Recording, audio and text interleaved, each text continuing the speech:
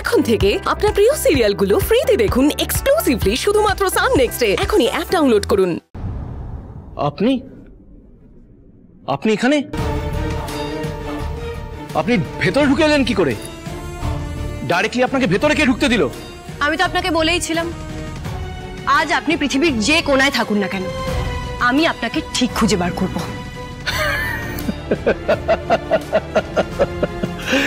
Madam, রক্তিম দেব বর্মন পৃথিবীতে এমন কাউকে ভয় পায় না যার জন্য সে বাড়িতে লুকিয়ে থাকবে।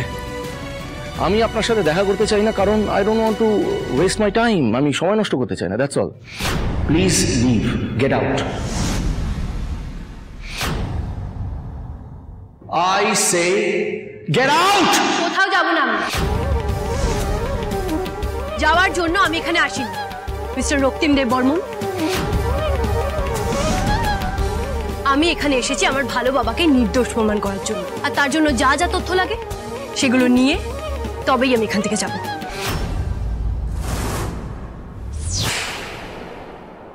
আপনি নিজেকে বিশাল কিছু মনে করেন, তাই না? পাবেন বিশাল ক্ষমতা, বিশাল সাহস, রাইট? আপনাকে এবারে নিজেকে ওভার এস্টিমেট করার স্বভাবটা পাল্টাতে হবে মিস টালি মুখার্জি, কারণ আপনাকে এবারে খালি হাতে মাথা নত করে এখান থেকে যেতে হবে। কারণ আমার প্রপার্টি থেকে এখন আমি আপনাকে ঘাড় ধাক্কা মেরে বার করে দেব। Security, security, security! আপনার যাকে ডাকার ডাকুন, কিন্তু আমি আমার কাজ শেষ না করে এখান থেকে এক চুলো নড়বো না।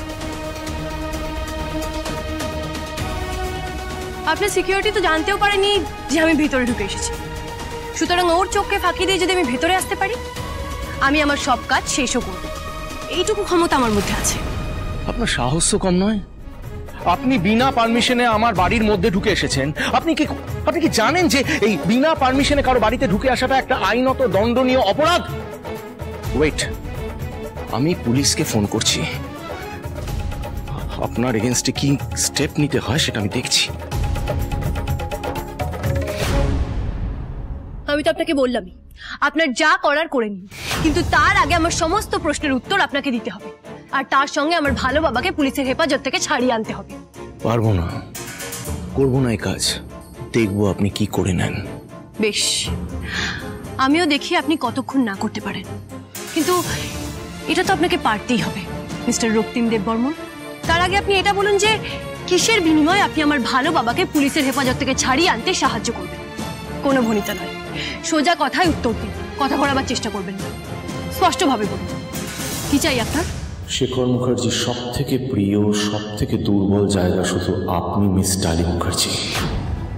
তাই এবার আপনাকে হাতের মুঠোয় আনলে শেখর মুখার্জিকে সর্বহারা করতে আমার আর কোনো অসুবিধা হবে না।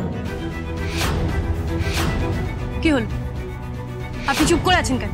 উত্তর দিন, উত্তর দিন আমায়। কি চাই আপনার বলুন। আমি তো আগেও আপনাকে বলেছি, আপনাকে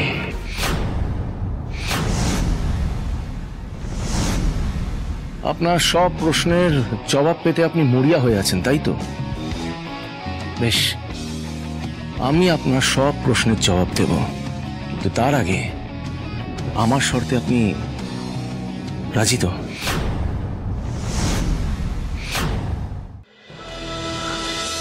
আপনি কেন এরকম করছেন? কি উদ্দেশ্য আপনার? কেন আমার ভালো বাবার মতো একজন নির্দোষ মানুষকে শাস্তি দিতে চাইছেন?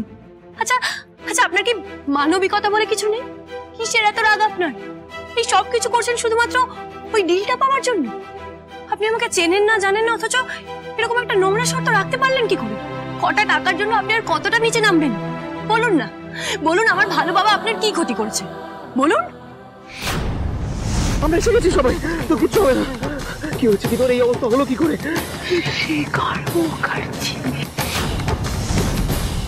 কিসের এত হিংসা আপনার? হ্যাঁ, আমার ভালো বাবা চিরকাল সৎ পথে ব্যবসা করেছে। আপনার মতো পয়সা উপার্জন না করতে পারলেও মানুষের সাথে মাথা উঁচু করে কথা বলতে পেরেছে। কিন্তু আপনি নিজে অসৎ, তাই টাকার জোরে অন্য কাউকে অসৎ প্রমাণ করতে চাইছেন।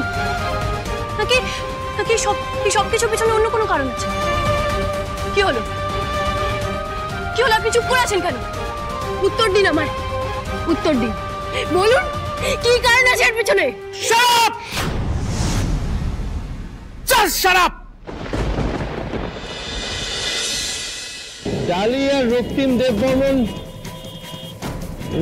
দেববর্মনের ফার্ম হাউসে রয়েছে। এই সময় আমার কি করা উচিত? ডালি আর রক্তিম দেববর্মন একসাথে পেয়েছি। ডালি আর রক্তিম দেববর্মন ফার্ম হাউসে রয়েছে রাত্রিরে, দুজনে, আর কেউ নেই। ইয়েস ইয়েস, পেয়ে গেছি। ও ভগবান, আমার কি বুদ্ধি! একটা জটিল সমীকরণ চুটকি দিয়ে মিলিয়ে দিলাম। এইবার রক্তিম দেববর্মন যত মার, যত অপমান, সব দুয়ে দুয়ে 4 করে দেবো আমি। তুমি দেখবে।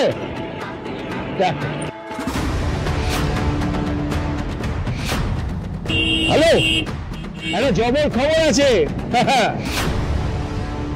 প্রত্যেকটা নিউজ পেপার, প্রত্যেকটা ছোট বড় নিউজ চ্যানেল, প্রত্যেকটা জায়গায় বলে চলেছে শেখর মুখার্জি দোষী, সে ভুল, সে কারাপ্টেড। তাও আপনি গলাবাজি করে চলেছেন তাকে বাঁচানোর জন্য। কিসের ভিত্তিতে, কিসের জোরে আপনি তাকে বাঁচাতে চাইছেন? ভালোবাসার জোরে, বিশ্বাসের জোরে। যে মানুষটাকে আমি আমার বাবার জায়গা দিয়েছি আমার জীবনে, যাকে ছোটবেলা থেকে সৎ পথে চলতে দেখেছি, মানুষের সবসময় ভালো করতে দেখেছি, ন্যায়ের পথে চলতে দেখেছি, আর যদি স্বয়ং ঈশ্বর এসেও বলে যে সে দোষী, আমি বিশ্বাস করব না। আমার ভালো বাবাকে দোষী সাব্যস্ত করার কোনো কারণই নেই। আমি নিশ্চিতভাবে জানি আমার ভালো বাবা কোনো অন্যায় করতে পারে না, কারণ সেদিন রাতে ল্যাবে টেস্টিং এর সময় ভালো বাবা ছিলই না, ছিলাম আমি।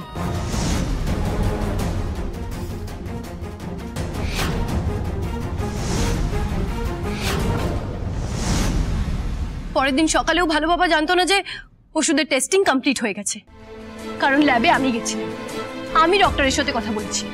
যাদের উপর ওষুধ টেস্ট হওয়ার কথা ছিল তাদের সবার রিপোর্ট ঠিক আছে কিনা, চেক আপ হয়েছে কিনা, এই সবটার খোঁজ আমি নিয়েছি। তাই পুলিশের যদি কাউকে শাস্তি দেওয়ার থাকতো তাহলে আমাকে দিত। আমার ভালো বাবাকে কেন কাঠ করে দাঁড় করালো বলুন না? কারণ মানুষকে তার কর্মফল এই একটা জীবনেই পেতে হয় মিস ডালি মুখার্জি।